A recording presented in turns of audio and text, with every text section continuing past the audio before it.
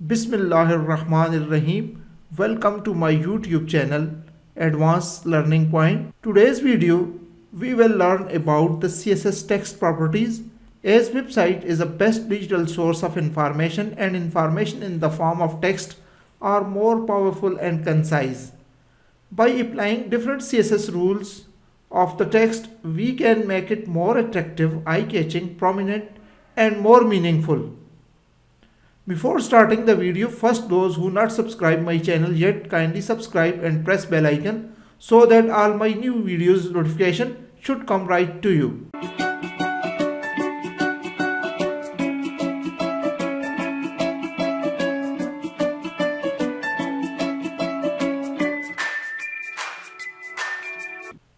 Welcome back in episode 5 CSS text properties of module 2 Mastering CSS CSS3 of my complete and full course on front-end web design and development 2023. So let's start. CSS text properties. Website is a source of information for the user, and information in the form of text gives very clear and concise meaning to its reader. In order to make the presentation of the text more meaningful, catch the attention of the reader, and to make its smooth presentation, CSS provides several important CSS text properties. In this video tutorial, we discuss following CSS text properties: text color, text alignments, text decoration, text transformation, text spacing, text shadow, text overflow, word wrap, word break, writing modes, and text direction. We also discuss web-safe fonts and font family, default fonts, font stack, font size.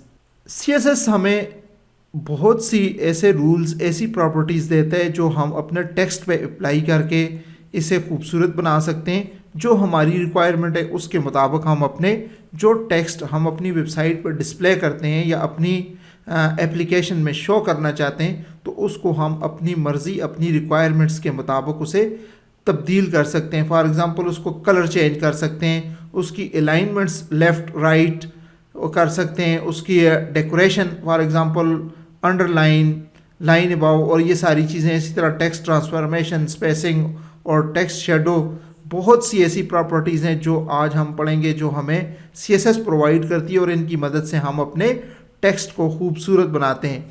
इसके अलावा हम इसमें web safe fonts क्या हैं और font family क्या है, default fonts क्या होते हैं, फ़ॉन्ट स्टैक से क्या मतलब है और फ़ॉन्ट साइज़ किस तरह अप्लाई किया जाता है, तो ये सारी चीज़ें आज की इस वीडियो में हम सीखेंगे। तो हम अपना टेक्स्ट एडिटर ओपन करते हैं। मैं ड्रीमवीवर यूज़ करता हूँ, आप कोई भी टेक्स्ट एडिटर इस्तेमाल कर सकते हैं, सबलाइन टेक्स्ट यूज़ कर सकते हैं। इसके अलावा आप जो है विजुअल स्टूडियो कोड इस्तेमाल कर सकते हैं। मैं ड्रीमवीवर यूज़ करता हूँ। मैंने ऑलरेडी एक छोटी सी, इसको थोड़ा सा हम इसमें कम कर देते हैं, टेक्स्ट को थोड़ा कम करते हैं। मैंने ऑलरेडी एक छोटा सा वेब पेज जो है एक्सपेरिमेंट्स या टेस्ट बुनियादों पे बनाया हुआ है। तो इसमें मेरे पास एक हेडिंग है, इसके अलावा मेरे पास एक पैराग्राफ ये है और एक पैराग्राफ मेरे पास ये। तो इस पे हम मुख्तलिफ जो हमारी टेक्स्ट की प्रॉपर्टीज़ हैं वो अप्लाई करेंगे, उन्हें सीखेंगे कि उनका क्या क्या इफ़ेक्ट हैं। तो वो आज की इस वीडियो में हम सीखेंगे। सबसे पहले हमने टेक्स्ट कलर के बारे में पढ़ा है। तो किसी भी फ़ॉन्ट का जो डिफ़ॉल्ट कलर होता है, जब भी हम कोई वेब पेज बनाते हैं तो उसका डिफ़ॉल्ट कलर जो है वो ब्लैक है।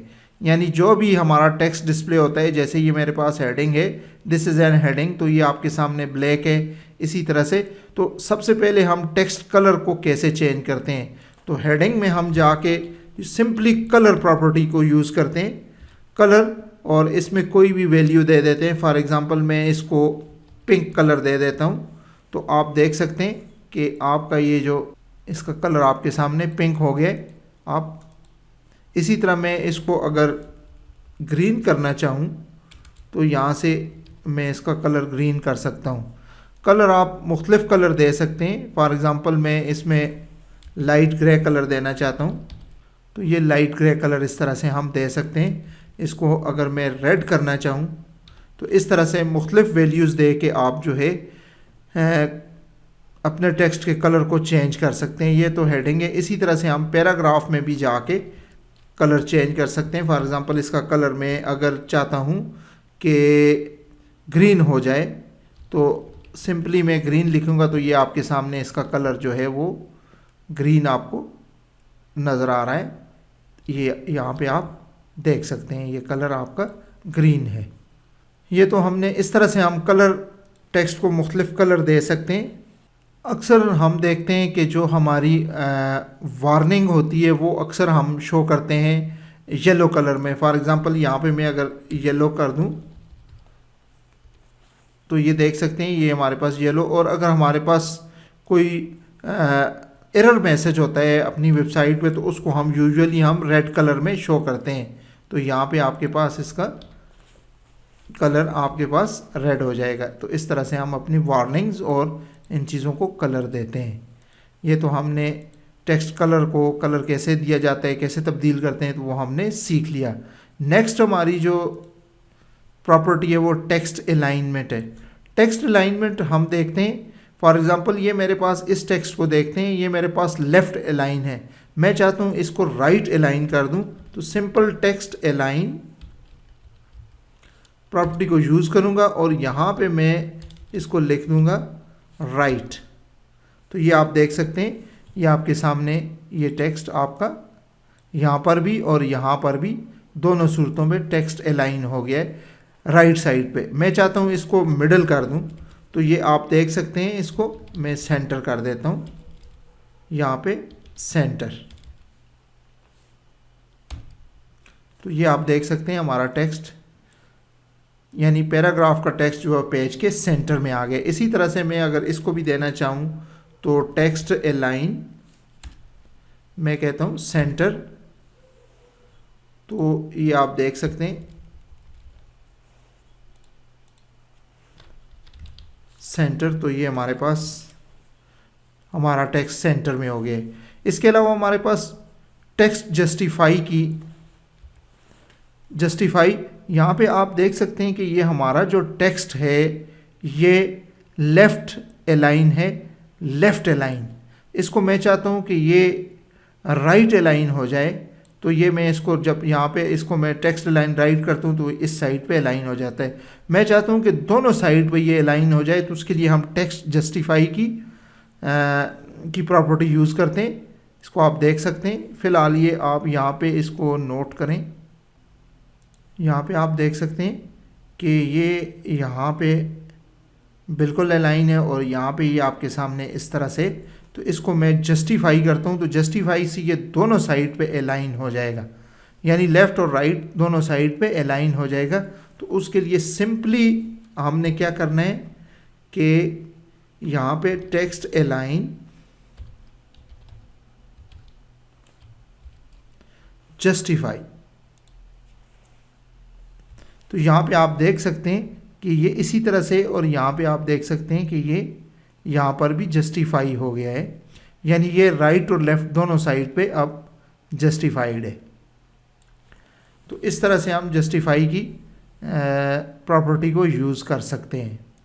टेक्स्ट अलाइन लास्ट हम देखते हैं। टेक्स्ट अलाइन लास्ट जो है इसी को मैं टेक्स्ट अलाइन लास्ट करता हूँ, टेक्स्ट अलाइन, और ये मेरे पास आ गया लास्ट। तो लास्ट को मैं यहाँ पे मैं कहता हूँ कि लेफ़्ट। तो इसमें जो लास्ट आपकी टेक्स्ट की जो लाइन है इसको मैं राइट करता हूँ। लेफ़्ट ऑलरेडी होता है तो राइट में करता हूँ। तो आप देख सकते हैं कि जो लास्ट जो लाइन होती है किसी भी पैराग्राफ की या किसी भी टेक्स्ट की जो लास्ट लाइन है वो आपके सामने जो है वो राइट साइड पे जाकर अलाइन हो जाती है। इसी तरह से अगर मैं इसको स्टार्ट करता हूँ तो ये राइट साइड पे वापस आ जाएगी, ये आपके सामने। तो इस तरह से टेक्स्ट अलाइन लास्ट को आप यूज़ कर सकते हैं कि आखिरी लाइन आपकी किस साइड पे होनी चाहिए। अब हम बात करते हैं टेक्स्ट डायरेक्शन की। टेक्स्ट डायरेक्शन आपके सामने जो भी टेक्स्ट हम इंग्लिश में लिखते हैं तो वो लेफ़्ट से राइट की तरफ होता है, लेफ़्ट से राइट की तरफ। अगर हम चाहते हैं कि इसकी डायरेक्शन चेंज करें तो इसके लिए हम टेक्स्ट डायरेक्शन की प्रॉपर्टी को यूज़ करते हैं। ये मैं यहाँ पे डायरेक्शन और इसको मैं वैल्यू देता हूँ, लेफ़्ट ऑलरेडी होता है तो RTL करता हूँ, तो आप देख सकते हैं कि ये यहाँ पे जस्टिफाई हो गए, यानी अब ये जो वैल्यू है आपके सामने ये इस तरफ से स्टार्ट हो रही है, यानी राइट से लेफ़्ट की तरफ आ रहा है, right to left. RTL mean right to left, इसी तरह से लेफ़्ट टू राइट भी होता है। इसके अलावा हम वर्टिकल अलाइन भी यूज़ करते हैं। वर्टिकल अलाइन देखते हैं, वर्टिकल अलाइन एक समझने वाली प्रॉपर्टी है, इसको हम यहाँ से हटा देते हैं और पेज को हम सेव करते हैं। फॉर एग्ज़ाम्पल मैं यहाँ पे एक स्पेन यूज़ करता हूँ, तो मैं H1 में ही लिखता हूँ ताकि ज़रा बड़ा आपको नज़र आए आसानी से, यानी मैं x square plus y square लिखता हूँ। तो इनको फ़िलहाल ये इस तरह आपको नज़र आ रहे हैं, बल्कि x को मैं अगर कैपिटल लिखूँ ये इस तरह से है, और y को भी मैं यहाँ पे कैपिटल लिखता हूँ। तो इसके लिए हम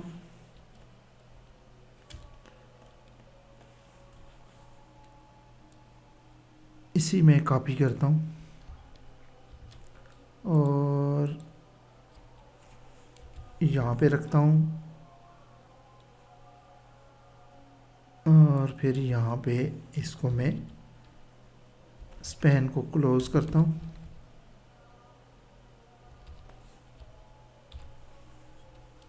इसी तरह से यहाँ भी मैं प्लस है और यहाँ भी इसको मैं रख देता हूँ, और फिर यहाँ पे स्पेन को क्लोज़ कर देते हैं।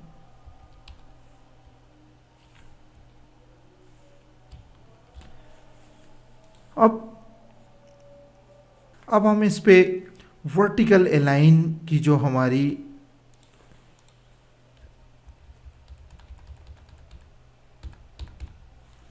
अलाइनमेंट है उसको हम इस्तेमाल करते हैं। ये मेरे पास आ गई है अलाइन, क्लास हमने ले ली।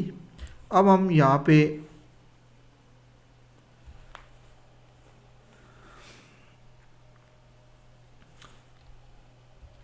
वर्टिकल अलाइन, यहाँ पे मैं कहता हूँ कि वर्टिकल अलाइन टेक्स्ट टॉप करते हैं, टेक्स्ट टॉप, और फिर इसका इफ़ेक्ट देखते हैं। सब यहाँ पे आप देख सकते हैं, जो ही हमने सब किया तो ये यहाँ पे हेडिंग थोड़ी नीचे आ गई, और इनको भी आप देख सकते हैं कि ये यानी सबस्क्रिप्ट बन गए। यहाँ पे अगर मैं इसको सुपर करता हूँ तो आप देख सकते हैं कि ये एक्स स्क्वायर और वाई स्क्वायर पड़े जा रहे हैं, और ये भी आपके पास थोड़ी हेडिंग टॉप पे चली गई है। इसके अलावा जो है बेस लाइन जो है वो नॉर्मली होता है, बेस लाइन में कोई फ़र्क नहीं पड़ता। इसी तरह से आपके पास टेक्स्ट बॉटम अगर करते हैं तो इससे भी कोई फ़र्क हमें नज़र नहीं आ रहा है। ठीक है, टेक्स्ट बॉटम और टेक्स्ट टॉप और टेक्स्ट टॉप, कभी इसमें कोई ख़ास फ़र्क नहीं पड़ रहा है। तो ये सबसे जो है सबस्क्रिप्ट, और आपके पास ये इस तरह से सुपरस्क्रिप्ट आपके पास बन जाते हैं, x square plus y square. जब आप मैथ वगैरह लिख रहे होते हैं अपनी वेबसाइट में, तो इस तरह से आप इनको यूज़ कर सकते हैं। नेक्स्ट हमारे पास जो टेक्स्ट की प्रॉपर्टी है वो है टेक्स्ट डेकोरेशन। इसमें हम अंडरलाइन, ओवरलाइन और इस तरह से हमें ये चीज़ें हम टेक्स्ट डेकोरेशन में आ जाती हैं। टेक्स्ट डेकोरेशन, और ये हमारे पास अगर मैं इसको कहता हूँ कि अंडरलाइन, तो आप देख सकते हैं कि ये सारे का सारा टेक्स्ट अंडरलाइन हो गया है। इसी तरह से मैं इसको अगर ओवरलाइन करता हूँ तो ये इसके ऊपर वाली लाइन में, और यहाँ पे अगर मैं इसके साथ अंडरलाइन भी लिख दूँ तो ये ओवरलाइन और अंडरलाइन दोनों आपके सामने आ गए हैं। इसी तरह से मैं इसको लाइन थ्रू, अगर हमने अपने टेक्स्ट को दिखाना है कि ये अभी कट हो गया है या इसका कोई मतलब नहीं है, तो हम लाइन थ्रू को यूज़ करते हैं। तो ये आप देख सकते हैं कि इसके ऊपर एक लाइन आ गई है। इसके अलावा आप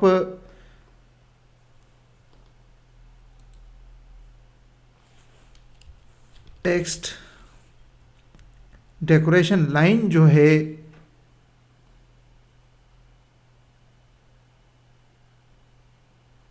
इसको आप जो है कलर भी दे सकते हैं। यहाँ से मैं इसको फॉर एग्ज़ाम्पल रेड कलर दे देता हूँ, तो आप देख सकते हैं कि ये इसके ऊपर आपके सामने रेड कलर आपके सामने शो हो रहा है। तो ये इसके ऊपर रेड कलर की इस तरह से आप कर सकते हैं। इसके अलावा आप टेक्स्ट डेकोरेशन स्टाइल भी यूज़ कर सकते हैं। स्टाइल में आप फॉर एग्ज़ाम्पल चाहते हैं कि मैं इसको डैश्ड कर दूं। ये फ़िलहाल हमारे पास सॉलिड लाइन है, तो इसको अगर हम डैश में कन्वर्ट कर दें तो ये आपके सामने डैशेस की सूरत में होगी। इसी तरह अगर मैं इसको डॉटेड लाइन कर दूं तो ये आपके पास डॉटेड लाइन आ जाएगी। इसी तरह से अगर मैं इसको आपके सामने अगर इसको मैं डबल कर दूं तो डबल लाइन आ जाएगी आपके पास। तो ये डबल लाइन इसके ऊपर आ गई है। तो इस तरह से आप स्टाइल, कलर और ये चीज़ें टेक्स्ट डेकोरेशन में यूज़ कर सकते हैं। इसके अलावा आप टेक्स्ट डेकोरेशन जो है, टेक्स्ट डेकोरेशन थिकनेस भी आप इसमें टेक्स्ट डेकोरेशन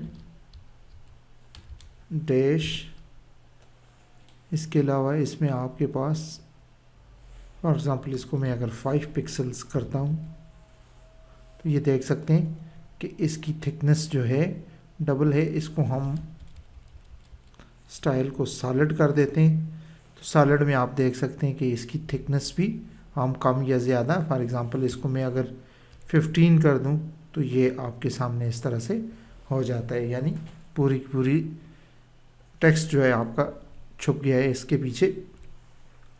तो इस तरह से आप ये सारी प्रॉपर्टीज़ यूज़ कर सकते हैं। नेक्स्ट हमारे पास है टेक्स्ट ट्रांसफॉर्मेशन। तो टेक्स्ट ट्रांसफॉर्मेशन में हम अपने टेक्स्ट को अपर और लोअर केस में और कैपिटलाइज कर सकते हैं। फॉर एग्ज़ाम्पल मैं इन सारी प्रॉपर्टीज़ को रिमूव करते हैं और इसको मैं प्रीव्यू करता हूँ। तो यहाँ पे आप देख सकते हैं इसको हम टेक्स्ट डैश ट्रांसफॉर्मेशन, तो टेक्स्ट ट्रांसफॉर्मेशन में आप जो है देख सकते हैं capitalise, upper case, lower case, ये सारी चीज़ें आप इसमें कर सकते हैं। टेक्स्ट ट्रांसफॉर्मेशन तो ये आपके पास आ जाएगी। फॉर एग्ज़ाम्पल मैं चाहता हूँ कि ये जो टेक्स्ट ऑलरेडी पी में कैपिटलाइज लिखा हुआ है तो इसको मैं लोअर केस में ले आता हूँ, तो ये सारे का सारा आपके सामने लोअर केस में कन्वर्ट हो गया है। इसको मैं अगर कैपिटलाइज करता हूँ तो देख ले ये कैपिटलाइज, इसके तमाम जितने भी हैं इनके फर्स्ट जो आपके पास आ रहे हैं वो सारे के सारे जो है ना कैपिटल हो गए हैं। इसी तरह से इसको हम अपर केस में भी कन्वर्ट कर सकते हैं। तो देख सकते हैं ये सारे का सारा ये मिक्स था, तो ये सारे का सारा आप अपर केस में, तो ये आपके पास टेक्स्ट ट्रांसफॉर्मेशन है जिसकी मदद से आप टेक्स्ट को अपर केस, लोअर केस और कैपिटलाइज कर सकते हैं। नेक्स्ट हमारे पास है टेक्स्ट स्पेसिंग। यहाँ पे हम चलते हैं स्लाइड में। टेक्स्ट स्पेसिंग यानी अब मैं यहाँ से इसको रिमूव करता हूँ। टेक्स्ट स्पेसिंग की बात करते हैं अब। टेक्स्ट स्पेसिंग में हमारे पास टेक्स्ट इंडेंट है, लेटर स्पेसिंग है, लाइन हाइट है, वर्ड स्पेसिंग है और वाइट स्पेस है। तो यहाँ पे हम सबसे पहले टेक्स्ट इंडेंट को हम देखते हैं। इसमें हम टेक्स्ट इंडेंट लगाते हैं तो यहाँ पे आपको नज़र आएगा टेक्स्ट इंडेंट। जब इसका इफेक्ट टेक्स्ट इंडेंट, हम कहते हैं कि जो फर्स्ट लाइन है ये तकरीबन जो है 10 पिक्सल्स आगे से स्टार्ट हो, तो हम टेक्स्ट इंडेंट यहाँ पे कर देते हैं 10 पिक्स। तो आप देख सकते हैं ये थोड़ी सी आगे होगी। इसको मैं अगर थोड़ा मज़ीद क्लियर करने के लिए 30 कर दूँ तो आप देख सकते हैं कि ये जो लाइन है आपकी 10 पिक्सल्स आगे चली गई है। इसको मैं अगर मज़ीद अगर करना चाहूँ तो 40 पिक्सल्स, तो अब आप देख सकते हैं कि ये, तो इसे कहते हैं टेक्स्ट इंडेंट। इसके अलावा लेटर स्पेसिंग यानी लेटर्स के दरमियान स्पेस कितनी होनी चाहिए, तो उसके लिए हम लेटर स्पेसिंग, तो इसको मैं नॉर्मल होती है तो इसको मैं फॉर एग्ज़ाम्पल कहता हूँ कि 5 पिक्सल्स। तो ये आप देख सकते हैं कि अब इसके दरमियान जो इनके दरमियान स्पेस है वो 5 पिक्सल्स है। फॉर एग्ज़ाम्पल मैं इसको 2 पिक्सल्स करता हूँ, तो ये आपके सामने इस तरह से आपके सामने नज़र आ रहा है। तो ये हमारे पास इस तरह से हम इस्तेमाल कर सकते हैं लेटर स्पेसिंग को।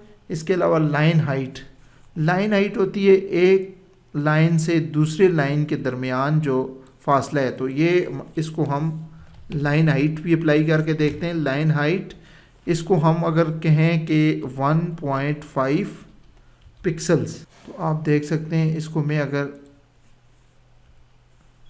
यहाँ पे इसको मैं 25 पिक्सल्स करता हूँ, तो इस तरह से आप देख सकते हैं इनके दरमियान फासला बढ़ता जा रहा है। इसको अगर मैं यहाँ पे इसको 30 पिक्सल्स करूँ तो ये मज़ीद बढ़ जाएगा। अगर इसको मैं 50 पिक्सल्स करता हूँ तो यहाँ पे आप देख सकते हैं कि दोनों लाइंस के दरमियान काफ़ी स्पेस बन गई है। इसको हम कम या ज़्यादा इस तरह से कर सकते हैं। फॉर एग्ज़ाम्पल इसको मैं अगर चाहता हूँ कि इसको मैं, ये नॉर्मल है फ़िलहाल हमारे पास, इसको मैं 0.2 करूँ तो ये मिक्स हो गई हैं। अगर इसको 7 करूँ तो फिर भी मिक्स हैं, 9 करूँ तो मिक्स हैं। इसको अगर मैं 15 पिक्सल्स करूँ तो ये थोड़ा नॉर्मल है। इसको मैं अगर 30 पिक्सल्स करूँ तो अब आपके सामने ये आपको यहाँ पे नज़र आ रहे हैं। इस तरह से यही लाइन हाइट है। उसके अलावा लाइन हाइट के साथ हम इस्तेमाल कर सकते हैं वर्ड स्पेसिंग का मतलब ये है कि 2 वर्ड्स के दरमियान जो स्पेस है उसको भी हम कम या ज़्यादा कर सकते हैं। वर्ड स्पेसिंग में फॉर एग्ज़ाम्पल मैं कहता हूँ कि वर्ड स्पेसिंग जो है वो 10 पिक्सल्स होनी चाहिए। तो देख सकते हैं आप, अगर मैं इसको 15 पिक्सल्स करूं तो आप देख सकते हैं ये इनके दरमियान स्पेस जो है बढ़ती जा रही है। ये वर्ड स्पेसिंग है। इसके अलावा हमारे पास है वाइट स्पेस प्रॉपर्टी है, उसको हम नो रैपिंग के लिए इस्तेमाल करते हैं, यानी आपका जो टेक्स्ट है वो रैप ना हो। फॉर एग्ज़ाम्पल ये है, तो इसको हम देखते हैं। इसको मैं यहाँ पे थोड़ा इंक्रीज़ कर देता हूँ टेक्स्ट अपना, तो ये और ये हमारे पास आप देख सकते हैं। इसमें हम ये दोनों प्रॉपर्टीज़ हटा देते हैं। अब ये हमारे पास इस तरह से कि इसको हम अगर यहाँ पे वाइट स्पेस अगर कहें नो रैप,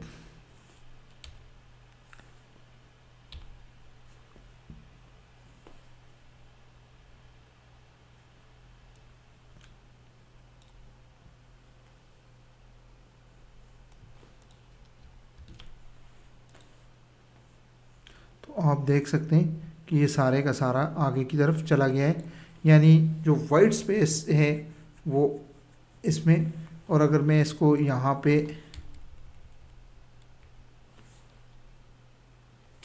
वाइट स्पेस अगर इसमें मैं प्री लाइन यूज़ करूँ तो आप ये देख सकते हैं हर लाइन किस तरह से चेंज होगी। इसी तरह से प्री लाइन मतलब जो है, जिस तरह से हमने यहाँ पे प्री लाइन जो है, जैसे ये हमारे पास एक लाइन आके यहाँ पे ख़त्म हो रही है, दूसरी हमारे पास ये है, तीसरी हमारे पास ये है।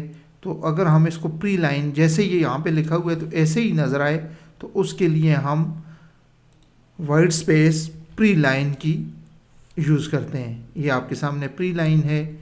इसी तरह से आपके पास प्री रैप भी जिस तरह आपके पास यहाँ पे लिखा हुआ है एज इट इज़ आपको यहाँ पे नज़र आएगा। तो प्री रैप में जो है आपको इंडेंट मिल जाते हैं आर लाइन में। तो इस तरह से ये आपके पास टेक्स्ट की मुख्तलिफ जो प्रॉपर्टीज़ हैं वो आपने देख ली हैं।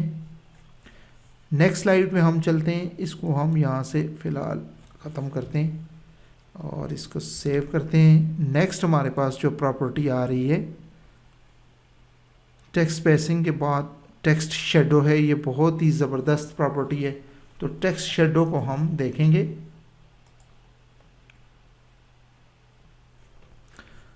टेक्स्ट शेडो, तो नेक्स्ट प्रॉपर्टी हमारी है टेक्स्ट शेडो। तो टेक्स्ट शेडो के लिए हम H1 को यूज़ करते हैं। फॉर एग्ज़ाम्पल ये हमारे पास, इसको मैं टेक्स्ट शेडो के तौर पे, तो ये हम टेक्स्ट और डैश शेडो,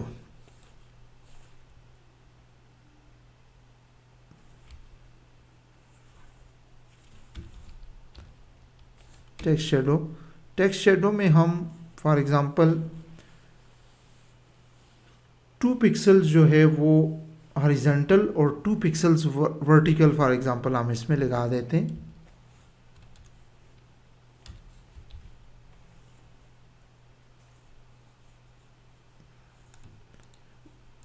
इसके आप इफ़ेक्ट देखें, हमने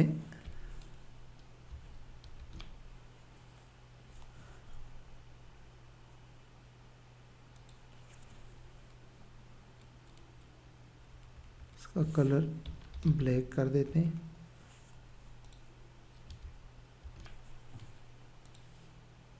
तो ये आप देख सकते हैं टेक्स्ट शेडो दोनों की सूरत में। और इसको मैं अगर रेड करूं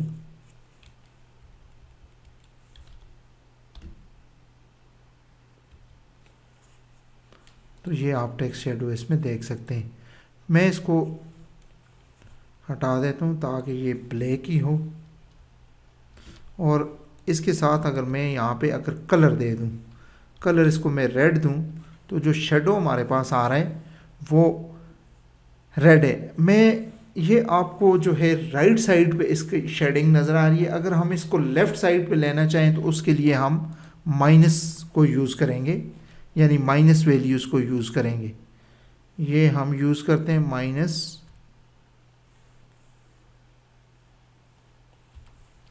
-2 पिक्सल्स, और इसी तरह से इसको भी मैं यूज़ करता हूँ -2 पिक्सल्स। तो अब आप देख सकते हैं कि ये आपकी जो हेडिंग का जो शेडो है वो राइट साइड पे चला गया है। तो इस तरह से हम इसको यूज़ कर सकते हैं। इसके अलावा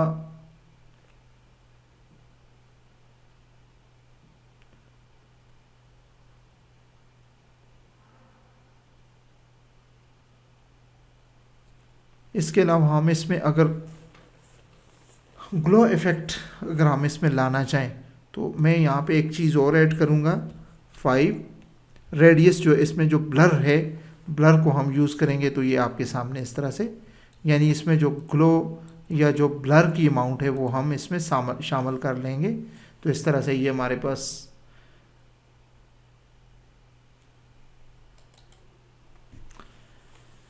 इसको हम अगर ज़्यादा खूबसूरत बनाना चाहें तो ये हमारे पास, इसको मैं माइनस को हटा देता हूँ। तो ये हमारे पास है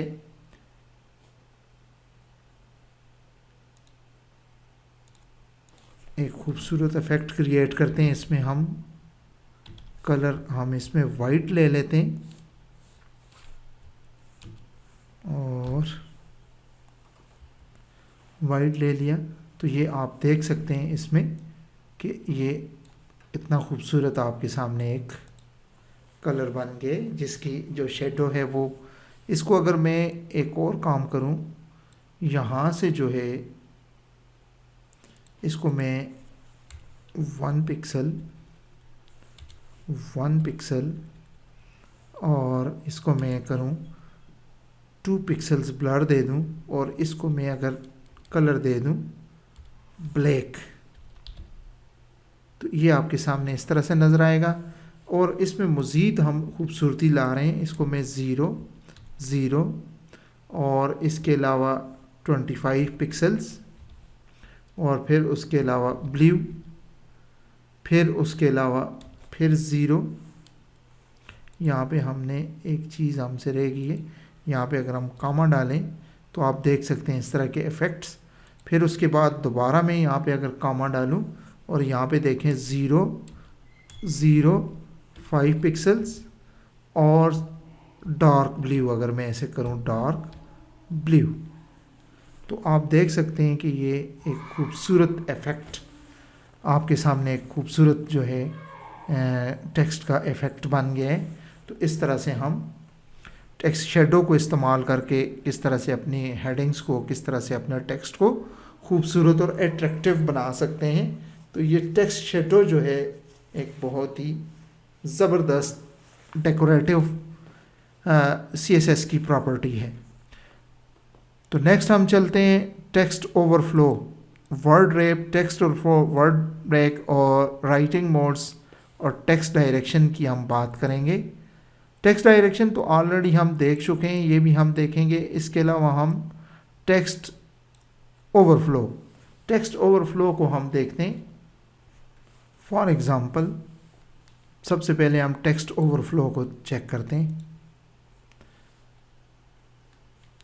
टेक्स्ट ओवरफ्लो हम अपने यहाँ पे इसको यूज़ करके देखते हैं। यहाँ पे हम देखते हैं कि मैं यहाँ पे कहता हूँ कि वाइट स्पेस नो रैप। तो आप देख सकते हैं कि ये जो आपकी जो वेबसाइट है, इसमें ये ओवरफ्लो करते हुए ये स्क्रीन से बहुत बाहर चला गया है और नो रैप किया है। इसको मैं चाहता हूँ कि इसका ओवरफ्लो जो है वो हिडन हो जाए, यानी जो हमारी नज़र से जो बाहर टेक्स्ट है वो हमें नज़र नहीं आना चाहिए। तो उसके लिए ओवरफ्लो हम यूज़ करते हैं। ये बहुत ही अहम प्रॉपर्टी है, ये आपने ज़रूर इस पर गौर करना है। ओवरफ्लो हम हिडन कर देते हैं। ओवरफ्लो हिडन है तो आप देख सकते हैं कि यहाँ से आगे आपको कुछ भी इसमें नज़र नहीं आ रहा। और इसको अगर मैं यहाँ पे एक और टेक्स्ट ओवरफ्लो क्लिप कर दूं तो फिर आप इसकी टेक्स्ट ओवरफ्लो क्लिप, इसका इफ़ेक्ट देखें। आप देख सकते हैं कि ये आगे आपको कुछ भी इसमें नज़र नहीं आ रहा है। और अगर मैं इसको टेक्स्ट ओवरफ्लो एलिप्सिस कर दूं तो फिर देखें आपको यहाँ पे जो है आपको 3 ट्रेलिंग आपको नज़र आ रही हैं। तीन जो है वो डॉट्स, ट्रेलिंग डॉट्स आपको नज़र आ रहे हैं। तो ये आप इस तरह से इसको इस्तेमाल कर सकते हैं। इसके अलावा आप हावर का इफ़ेक्ट यूज़ करके, टेक्स्ट ओवरफ्लो हावर का इफ़ेक्ट यूज़ करके, जब आपका माउस जो है, आपका कर्सर जो है इन 3 डॉट्स पे आता है तो आपकी मज़ीद आगे जो टेक्स्ट लिखा हुआ है वो आपको नज़र आ जाता है। तो इस तरह से आप इसको इस्तेमाल कर सकते हैं। नेक्स्ट प्रॉपर्टी हमारे पास है टेक्स्ट ओवरफ्लो की। तो आप देख सकते हैं कि यहाँ से जो बाहर टेक्स्ट जा रहा था, हमारी बताई हुई विड्थ, इसको मैं विड्थ को फॉर एग्ज़ाम्पल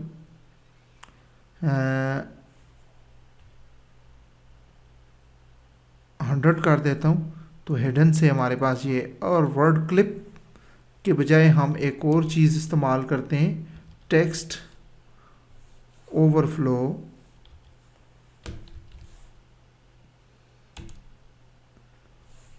और यहाँ पे एक चीज़ एक्लिप्स लिखने से कबल जो है आप देख सकते हैं कि यहाँ पे जो है जो टेक्स्ट हमारी डिफाइंड विड्थ से बाहर जा रहा था तो उसमें आपके पास 3 डॉट्स आ गए हैं, यानी यहाँ से आगे भी कुछ मौजूद है। तो वो इसने अगर क्लिप करते हैं तो क्लिप में ये डॉट्स नहीं आते, बल्कि ये इसी जगह से आगे कुछ और इसमें नज़र नहीं आता। तो इस तरह से ये टेक्स्ट ओवरफ्लो को कंट्रोल, टेक्स्ट ओवरफ्लो में हमारे पास ओवरफ्लो एक्स और ओवरफ्लो वाई भी हैं, यानी जो एक्स एक्सिस के साथ और वाई एक्सिस के साथ आपका जो ओवरफ्लो हो रहा होता है वेब पेज। तो ये हम जो ओवरफ्लो की जो प्रॉपर्टी है, इंशाल्लाह आगे हम जब किसी भी वेबसाइट का किस तरह से लेआउट बनता है तो उसमें हम ओवरफ्लो एक्स, ओवरफ्लो वाई और ओवरफ्लो की इनको हम कंप्लीटली देखेंगे। लेकिन फ़िलहाल टेक्स्ट के साथ जो ओवरफ्लो के इफ़ेक्ट हैं उनको हम देख लेते हैं। इसी तरह से नेक्स्ट हमारे पास जो प्रॉपर्टी है वो है वर्ड रैपिंग की। वर्ड रैपिंग भी, इसको मैं हटा देता हूँ। तो आप देख सकते हैं हमारे पास एक वर्ड जो है वो लंबा है, जो हमारी जो बताई हुई विड्थ है इससे बाहर जा रहा है, तो उसके लिए हम इस्तेमाल करते हैं फॉर एग्ज़ाम्पल, अब आप देख सकते हैं कि वर्ड रैप को हम यूज़ करते हैं। वर्ड रैप में हम लाइन ब्रेक वर्ड कर देते हैं। ब्रेक वर्ड करते हैं तो वो वर्ड छोटे हिस्सों में तकसीम होकर ऊपर नीचे उसी विड्थ के अंदर आप देख सकते हैं कि उसी विड्थ में जो है ये एक जो बड़ा वर्ड था हमारा इसी विड्थ के अंदर समा गया है, इसी विड्थ के अंदर एडजस्ट हो गया है। तो इसको कहते हैं वर्ड रैप। वर्ड रैप के बाद हमारे पास आ जाता है वर्ड ब्रेकिंग भी है। वर्ड ब्रेकिंग फॉर एग्ज़ाम्पल, इसको मैं हटाता हूँ, तो यहाँ पे मैं अगर कहूँ वर्ड ब्रेक, तो वर्ड ब्रेक में अगर कीप ऑल करूँ तो कीप ऑल का जो है इफ़ेक्ट है वो कोई ख़ास नहीं पड़ेगा। अगर मैं इसको कहूँ कि ब्रेक ऑल में सारे वर्ड जो हैं वो जो ओवरफ्लो हो रहे हैं, अपनी विड्थ से बाहर जा रहे हैं, तो वो ब्रेक होके इसी विड्थ के अंदर एडजस्ट हो जाएंगे। नेक्स्ट हमारे पास है राइटिंग मोड। ये हमारे पास एक पैराग्राफ है छोटा सा, तो इस पे हम जो है राइटिंग मोड को हम इस्तेमाल करेंगे। राइटिंग मोड में ये होता है कि हम अपने जो आपका टेक्स्ट है वो वर्टिकल लिखा जाए या राइट टू लेफ्ट या लेफ्ट टू राइट हो, तो वो आप इसमें राइटिंग मोड की मदद से कर सकते हैं। राइटिंग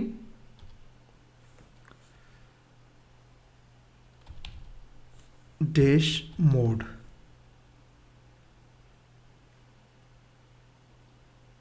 राइटिंग मोड मैं कहता हूँ कि वर्टिकल, इसको अगर मैं कहता हूँ R12, तो आप देख सकते हैं ये वर्टिकली जो है। इसके अलावा हमारे पास एक फ़ॉन्ट वेट और फ़ॉन्ट स्टाइल की भी है। फ़ॉन्ट साइज़ भी हम इसमें फॉर एग्ज़ाम्पल मैं इसका फ़ॉन्ट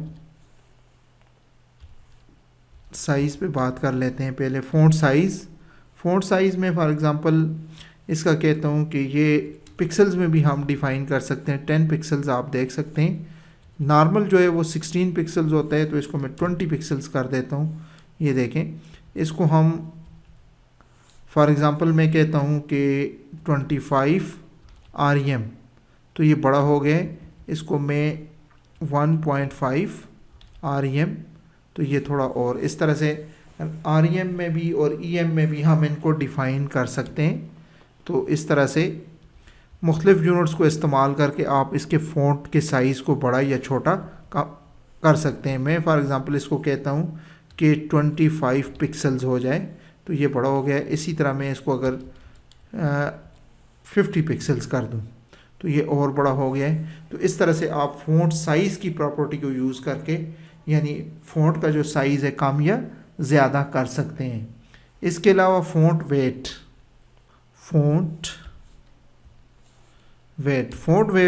आपके पास जो है, फ़ॉन्ट वेट में आपके पास 900 तक आपके पास आ जाते हैं। उसके अलावा बोल्डर है, लाइटर है और नॉर्मल है। यानी इसको मैं अगर बोल्डर कर दूं तो आप देखें ये बोल्ड आपको नज़र आ जाएगा, और बोल्ड कर दूं तो ये आपको बोल्ड नज़र आ रहा है। इसको मैं यहाँ से फ़ॉन्ट साइज़ को रिमूव करता हूँ ताकि आपको नॉर्मल नज़र आ सके, और बोल्डर थोड़ा और बड़ा हो जाएगा। ठीक है, इसी तरह से आपके पास है फ़ॉन्ट वेट में दूसरी जो प्रॉपर्टी है आपके पास, इसमें से डिफ़ाइन कर सकते हैं। ये नॉर्मल जो है अगर लाइटर कर दूं मैं इसे, तो ये मज़ीद जो है छोटा आपको नज़र आएगा। तो इस तरह से आप फ़ॉन्ट वेट की प्रॉपर्टी को, फिर एक और प्रॉपर्टी हमारे पास फ़ॉन्ट स्टाइल। तो फ़ॉन्ट स्टाइल में आप इसको देख सकते हैं, इटालिक कर सकते हैं, font dash style. Font style में आप इसको इटालिक या देख सकते हैं इस तरह से, और इसको आप इटालिक भी कर सकते हैं। ठीक हो गया, ये आपके पास देख सकते हैं। तो इटालिक और नॉर्मल तो उसी तरह से जो आम स्टाइल है या जो नॉर्मल इसका है इसी तरह से शो होता है। नेक्स्ट हमारे पास है whip save fonts, font family, default fonts and font stack. What are WebSafe fonts? WebSafe fonts are fonts that are universally installed across all browsers and devices. These fonts are also called default fonts. These include serif, sans serif, monospace, cursive and fantasy. यानी हमारे पास जो 5 ऐसे fonts हैं जो हर browser में और हर device पर पाए जाते हैं, और इन ही फ़ॉन्ट्स को हम वेब सेव फ़ॉन्ट्स कहते हैं या डिफ़ॉल्ट फ़ॉन्ट्स का नाम भी देते हैं। और ये 5 हैं, सेरिफ है, सैन सेरिफ, मोनोस्पेस, कर्सिव और फैंटासी हैं। फ़ॉन्ट फैमिली, तो CSS प्रॉपर्टी फ़ॉन्ट फैमिली की मदद से हम अपनी वेबसाइट के लिए या अपने वेब पेज के लिए फ़ॉन्ट डिफ़ाइन करते हैं। अपनी मर्ज़ी का अगर कोई फ़ॉन्ट हम रखना चाहते हैं तो हम फ़ॉन्ट फैमिली की प्रॉपर्टी को यूज़ करते हुए अपने वेब पेज या वेबसाइट के लिए फ़ॉन्ट को इस्तेमाल करते हैं। तो इसको हम चेक करते हैं फ़ॉन्ट फैमिली को। तो हम अपने ब्राउज़र में चले जाते हैं। तो यहाँ से फॉर एग्ज़ाम्पल मैं इसे उठा लेता हूँ और मैं अपने ब्राउज़र में अपने टेक्स्ट एडिटर में जाता हूँ और ये पेज हमारे पास ऑलरेडी है। तो इस पैराग्राफ पे हम आप देख सकते हैं कि ये जब हमने फ़ॉन्ट फैमिली डिफ़ाइन किया तो इसका फ़ॉन्ट आपके सामने तब्दील हो गया। इसी तरह से हम फ़ॉन्ट फैमिली CSS प्रॉपर्टी को इस्तेमाल करते हुए अपने वेब पेज या अपनी वेबसाइट के लिए फ़ॉन्ट डिफ़ाइन कर सकते हैं। यानी जो फ़ॉन्ट हम अपनी मर्ज़ी से रखना चाहते हैं तो हम फ़ॉन्ट फैमिली की प्रॉपर्टी को यूज़ करके हम रखेंगे। फॉर एग्ज़ाम्पल मैं इस पैराग्राफ के लिए, ये जो हमारे पास पैराग्राफ है इसको मैं डिस्प्ले करता हूँ। तो यहाँ पे आप देख सकते हैं मैं इसके का फ़ॉन्ट चेंज करना चाहता हूँ। तो मैं फ़ॉन्ट डैश फैमिली यूज़ करूँगा और मैं इसके लिए फॉर एग्ज़ाम्पल वर्दाना रखना चाहता हूँ।